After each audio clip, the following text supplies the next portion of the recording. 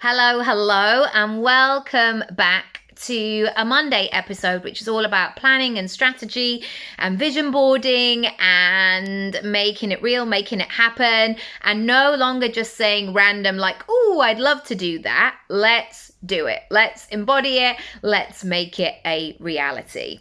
So today's episode is all about removing the pressure of January the 1st and gently and with some nourishment, with some care, with some consideration, I want you to gently warm up for 2026. Now, some of you might be thinking, no, thanks, Nikki. No, we haven't even had Christmas yet. What are you on about? I am telling you now, there are going to be so many amazing nuggets that you can utilize right now. And it's not going to take very much effort. You're not going to have like something perfect or something fully formed. You can work with what you have. But what I would suggest is you creating that space. So whether that's a document, whether that's a notes app, whether that's a scrap of piece of paper, whatever it might be. Some of these gems are going to come through pretty quickly, so find a place to capture them. I want to remove, firstly, before we get into the 5 things, I want to remove that pressure of January the 1st. I think that for most of us, especially if we stay up on New Year's Eve, we probably wake up a bit tired, a bit cold, maybe not 10 out of 10, maybe a bit hungover, maybe we've had a lot of cheese or rich food, and maybe the kids are off, so we're not in that kind of go mode. And I think what can happen is if we don't hit the ground running on January the 1st, a week later, we start telling ourselves all these silly stories of like, well, obviously this year's not meant for me then. I can't do this. And so preparing early will give you that reminder that on January the 1st, that you've already done lots of things already. You're already on your way. And with preparation, I believe, comes confidence, comes assurance, and builds that momentum so you're moving in the right direction. So number 1, something I would love you to begin right now.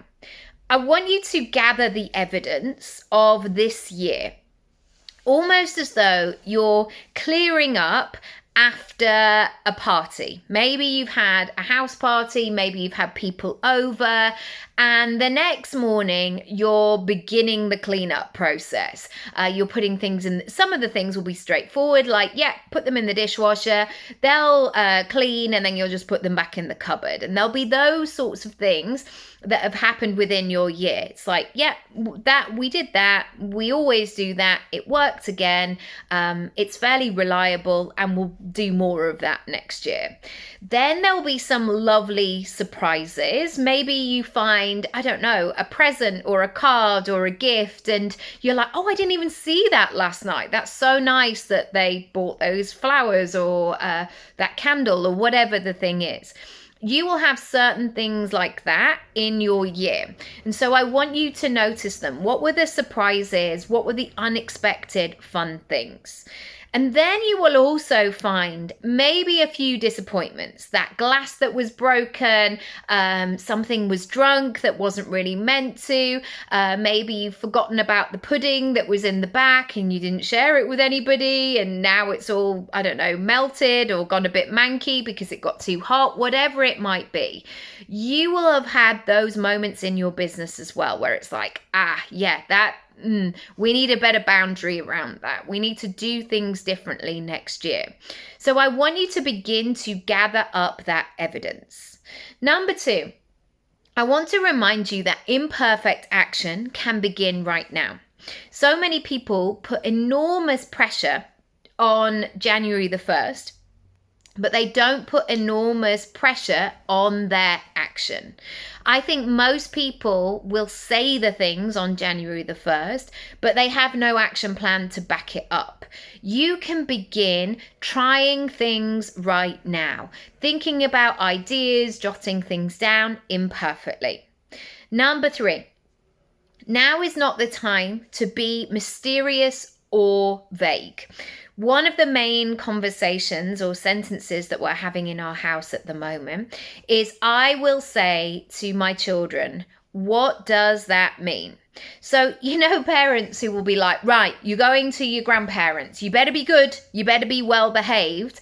I will always say I'm saying something similar like that. What does that mean? How do you know that you're doing that? What does it feel like? What's the opposite of that? And I think that people set goals in such a mysterious and vague way. So they'll say things like, I just want to make a bit more money in my business, or I just want to feel a bit more like me, or I could really do with a bit more work-life balance. What do you mean? Get into the specifics right now. Number 4, this was taken from a post that I saw of Emily Williams, and oh my goodness me, it resonated. It landed so much. She talked about 2025 being the year of the snake and 2026 being the year of the horse. And the snake is all about shedding and looking at old systems and breaking things down and letting go of things, questioning things, releasing things. And oh my goodness me, that has been that year for me. The snake element really resonated with me.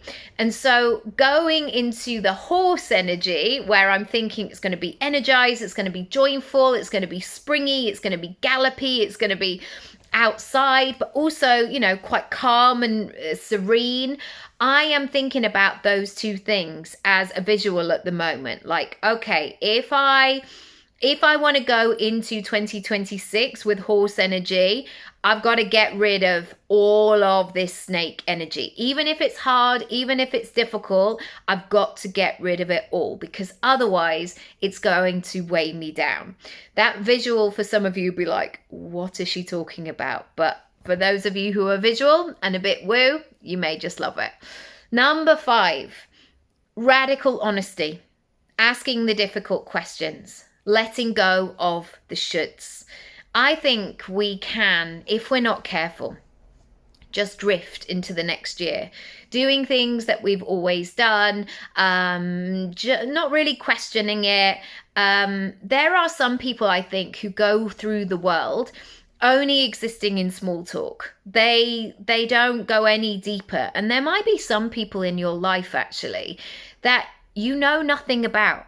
And you've known them all your life. Maybe they're in your family. Maybe they're in your friendship group. And you never get beyond what happened when you first met them.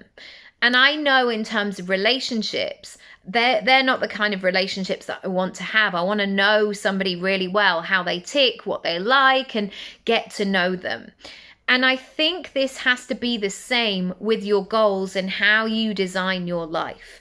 Because if you want specifics, if you want things that truly feel in alignment with you, we have to be willing to ask those questions. And that can be uncomfortable sometimes, because that radical honesty brings everything to the surface.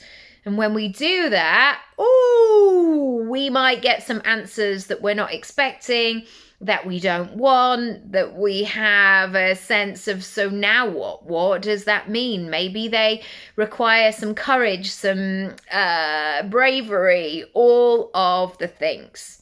However, if you can be bold, if you can be courageous, if you can do that and ask those big questions and receive those big answers, you're going to be so much better off, because you're actually then going to be building what it is that you actually want. And we all know when we've agreed to something in that sort of lukewarm, like, it's all right. Yeah, it was nice-ish. We know when we're in that kind of vibe. And so I want to encourage you to do the opposite, to go all in, ask those big questions. If you want some help and support, send me a message. I am booking people in for 2026. I would love to do just that and build a personal brand on your terms. Like and subscribe, and I'll see you tomorrow. Bye.